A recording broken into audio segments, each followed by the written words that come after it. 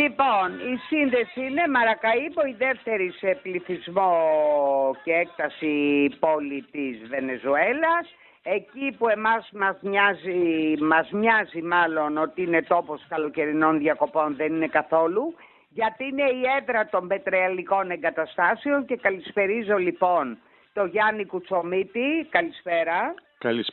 Καλησπέρα. Καλή χρονιά κιόλας. Επίσης, Μαρακαΐμπο που το έχουμε συνδυάσει με τις απόκριες εμείς, αλλά δεν είναι καθόλου έτσι.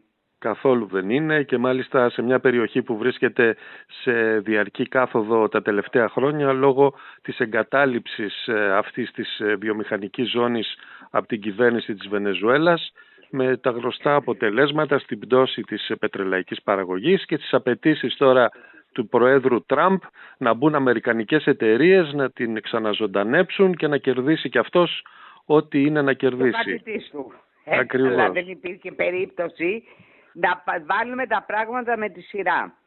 Αυτό που είναι άκρος ενδιαφέρον είναι ότι ο Τραμπ στόχευσε για να αιτιολογήσει την επέμβαση και την απαγωγή στην ουσία του δικτάτορα του, πώς τον είπαμε, στο μυαλό μου, του Μαντούρο και της Μαντούρενας, γιατί και η Μαντούρενα είναι ανακατεμένη, εκεί πάνε δίδυμο οι δικτάτορες, λοιπόν, ειδικά στις λατινικές χώρες. Εν πάση περιπτώσει, δεν είπε ότι αυτός είναι ένας δικτάτορας που έχει οδηγήσει σε εξαθλίωση έναν λαό κυριολεκτικά που παίνεται με τη δικτατορία Μαντούρο.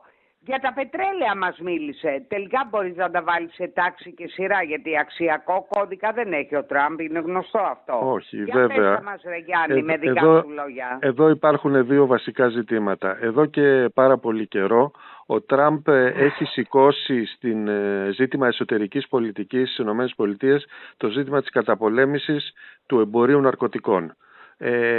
Θυμάστε καλά ότι έχει στείλει και την εθνική φρουρά και στρατό σε διάφορες πόλεις της Αμερικής για να καταπολεμήσει την εγκληματικότητα, την διακίνηση ναρκωτικών.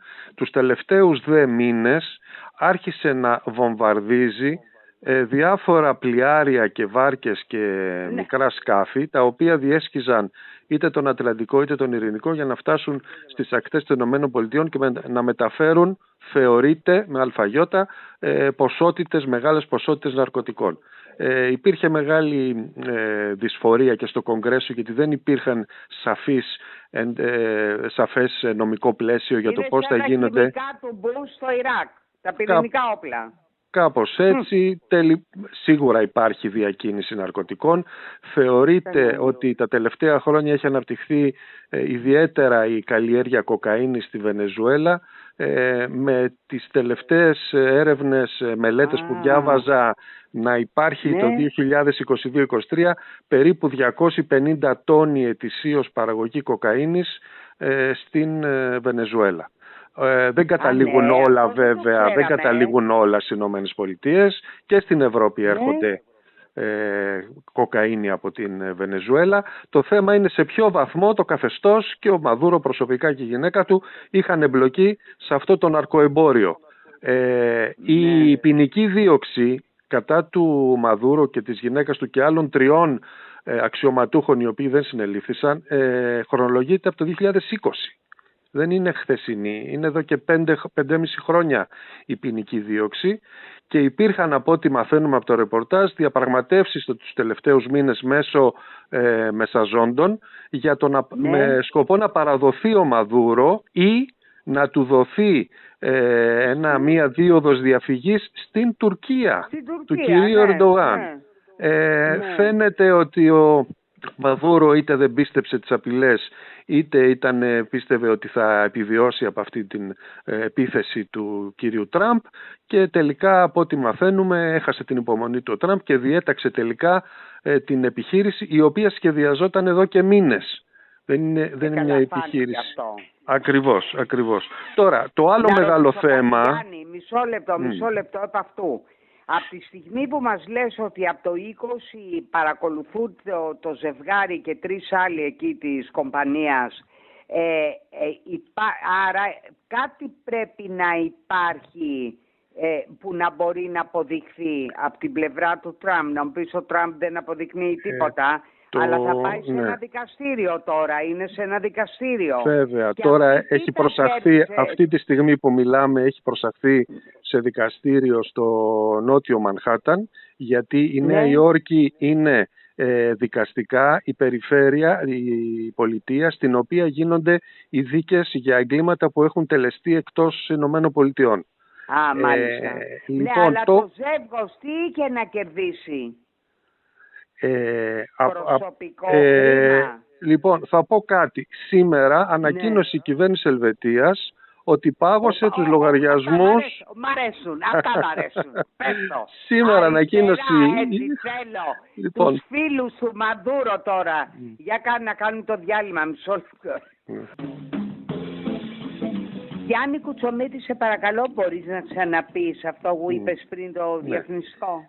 Λοιπόν, σήμερα μάθαμε η ελβετική κυβέρνηση ανακοίνωσε ότι πάγωσε όλους τους λογαριασμούς, τραπεζικούς λογαριασμούς του ζεύγους Μαδούρο που είχαν σε ελβετικές τράπεζες. Άκουσε με τώρα προσεκτικά και χειροκροτήστε με.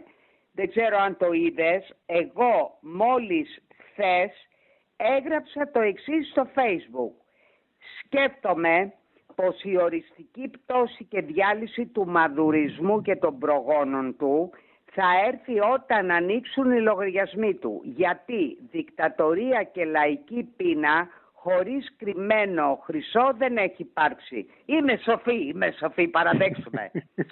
Έτσι είναι.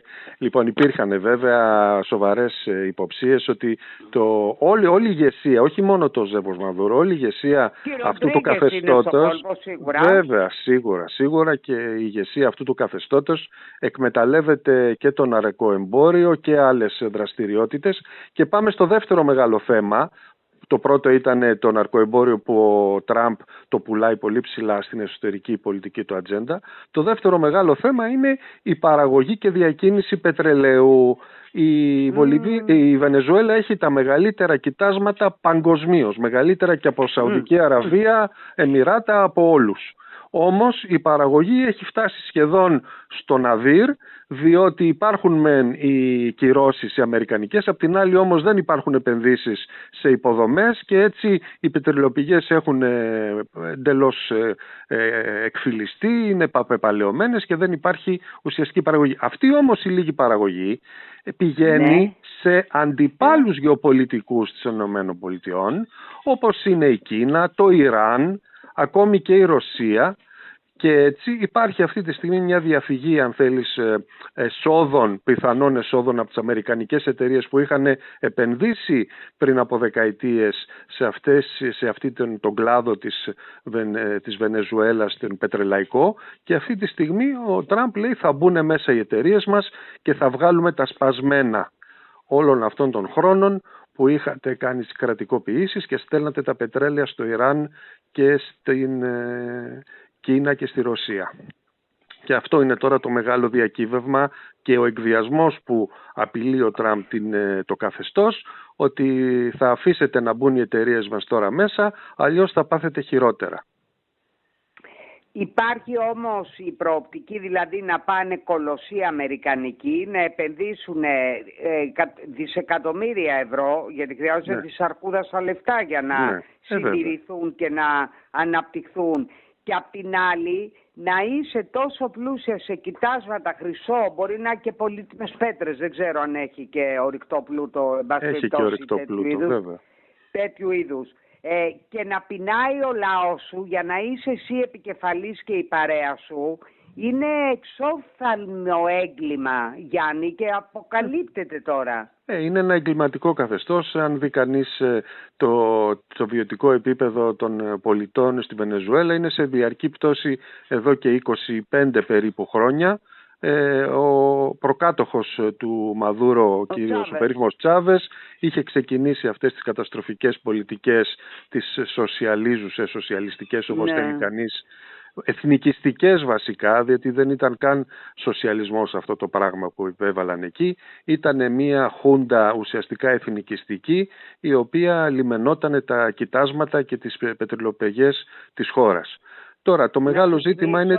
Να σου θυμίσω ότι όταν πέθανε αγιοποιημένος για τους αριστερούς ο Τσάβες, να σου θυμίσω ότι είχε αποκαλυφθεί ότι η κόρη του, δεν ξέρω κι εγώ πόσα, 3 δολάρια είχε στην κατοχή της. Ακριβώς.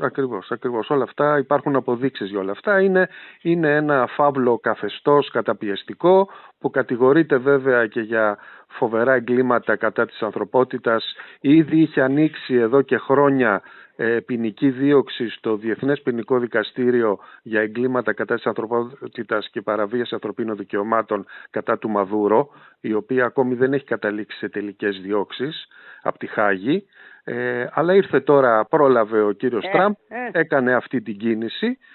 Βέβαια βλέπουμε ότι είναι σε διάθεση να συνομιλήσει με τη διάδοχο του Μαδούρο, την κυρία Ροντρίγκες, και η οποία στο κόλπο και αυτή. Δήλωσε χθες τη νύχτα ότι καλεί τις Ηνωμένες Πολιτείες να τα βρούνε σε μια δίκαιη συνεργασία.